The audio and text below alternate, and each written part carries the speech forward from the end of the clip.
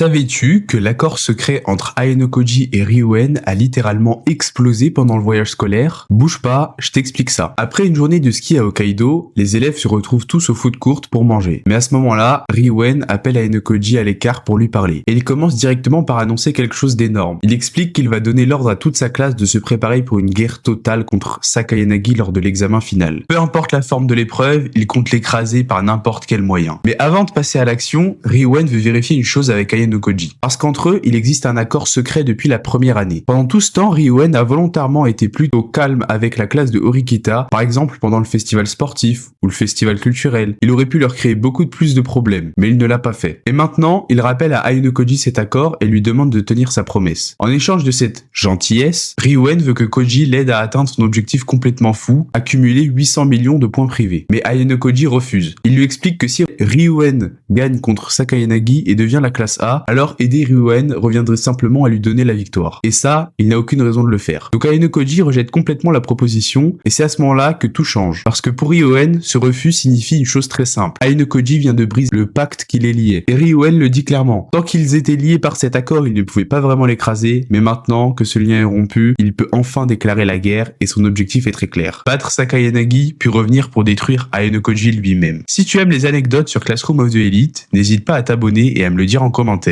et rendez-vous à la prochaine audience.